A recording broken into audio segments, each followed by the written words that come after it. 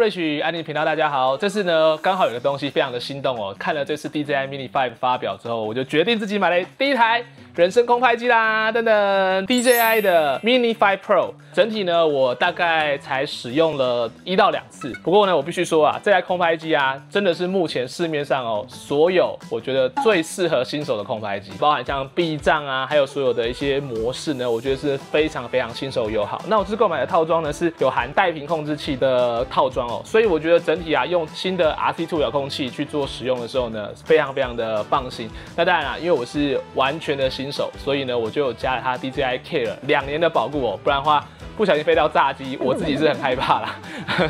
因为没有飞过嘛。对，不过经过这2天的使用下来之后呢，其实我自己对于 DJI 的整体的使用的操作界面，还有它的引导啊跟内容呢，我自己是蛮满意的。那我自己体验完的一些想法，第一个啊，它这个镜头呢是用1寸感光元件，光圈非常大。大家看到上面的影片哦，其实基本上是白天，因为我现在还不太敢晚上飞啦，我不确定晚上飞的条件跟白天是不是会差非常的多。但是我觉得这个的影像是非常扎实的。大家也知道我们会做一些电动车的测评啊，还有一些拍摄，所以其实对我来说，我自己也蛮想要有一些不同的角度，是除了我们拿相机的 camera 会比较不一样。那我觉得这是空拍机给我的好处，只是说因为我这次试拍的一些东西是很快速的上手1-2天的，所以我没有去测试，比如说车头追焦啦，或者是一些特殊的角度的追焦哦。所以其实我觉得这个东西用了比较久之后，一定会让我更加的熟悉怎么去使用它。那我先来说一下，我觉得这次 DJI Mini 5的我这个长续航套装的几个优点。第一个啊 ，Mini 5 Pro 的话呢，它是全向避障，就有发现说，如果它有全向避障的话呢，当我靠近障碍物的时候，它的左下方的荧幕左下方会显示一个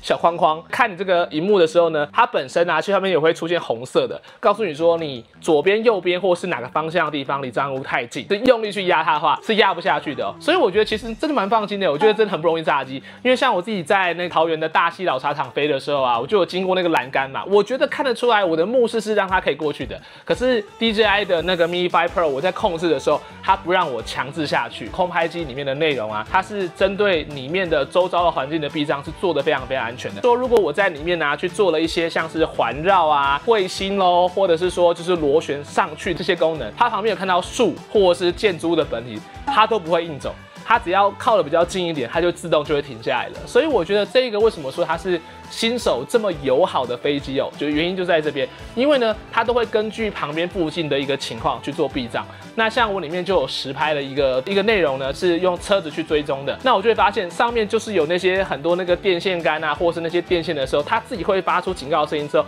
它会自动注意一下这些东西离它的高度，那就不容易会去炸机或撞到。那我觉得整体来说，新手使用上啊，真的是非常放心的。第二个，我觉得它里面的一些一键成片啊，或者一些里面东西 APP 的内容，其实非常丰富。基本上你看到一些就是需要顺着飞，或者是它要稳定的旋转绕旋的飞行的话呢，你都可以通过它 DJI Fly 的 App 去一键去直接做到这件事情。以往你可能要控制这个摇杆，要让它平视某个角度一直飞，做一些旋转的动作啊。这一次呢，只要透过里面的按钮就可以一键帮你去做处理。重点哦，为什么说这么新手友好？因为它做完这个拍摄之后，它还会自动返航到你原本帮它设定的位置。我真的觉得 DJI 真的很强，因为这空拍机啊真的很好用。我自己说一下，我自己觉得用到这2天的短暂的新手的体验的感受哦，就是说呢，它里面有很多一些功能跟操作，我可能还要再多做一些熟悉。像它这边的这个拨杆啊，它是可以控制镜头俯仰的角度，还有像是 C2 键，它可以直接快速的让你的云台从横的转成直的，所以我觉得很多东西可能需要多一些操作啦。那它在右边的时候呢，平面的前进、后退、左边、右边的控制，而这边的话呢，就比较像是在3D 空间里面的左转、右转跟上升下降哦，跟真的开飞机呢其实是有点类似，但是因为你知道看着这个荧幕，空拍机比较小嘛，所以感觉上起来所有东西的距离都是差不多远的，难怪人家会说空拍机飞一飞会飞到就是不知道自己在哪里。我真的觉得我才短暂的这样子用了这1-2次之后呢，我就有这样的一个感觉，但还好啦，因为DJI 它很聪明的地方就在于它什么时候升起来，什么时候降落啊，它的位置都是有记录的，所以按一个按钮，它也可以自动导航回来。所以当你发现你的飞机不见的时候，或是找不到的时候啊，你其实按一下自动返航的按钮，长按它，让它飞近一点之后，你会很容易找得到它。在比较复杂的环境让它自己降落呢，都是没有问题的。我觉得 DJI 这次 Mini 5啊设计的部分呢，我真的是觉得非常新手友善。如果大家想要找249公克以下的无人机的话呢，真的是放心买它就没有。那我觉得我是买这个带皮的版本，原因就是因为不用接手机，就比较不会那么热，天线的图传也距离会比较长。然后另外的话呢，我买的这个套装啊是属于长续航版本，所以这长续航版本啊，它里面呢也会有2颗另外长续航的电池，那每颗电池可以飞50几分钟啊，所以我觉得整个你在使用上的体验你会非常的放心，基本上你要拿去拍重要的景色都是没有问题的。这个长续航套装的版本呢，还有一个东西我觉得也很酷，就是这个。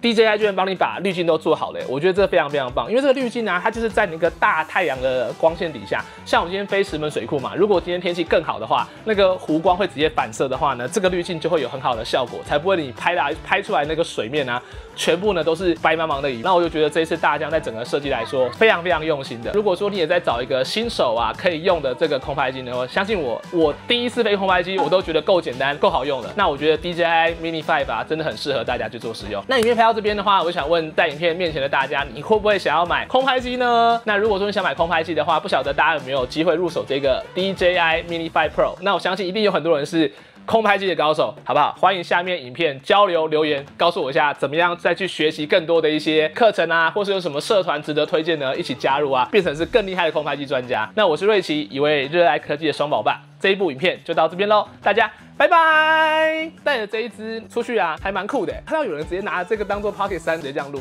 去做 vlog， 会不会实力很高啊？把这个机翼展开来之后，然后就这样拿着拍。我是觉得我不敢这样做啦，但是这个也太显眼了吧？拿这个东西，然后看起来跟 Pocket 3差不多一样的距离跟镜头的时候这样拍，不晓得你会不会这样拿着这样自己拍摄呢？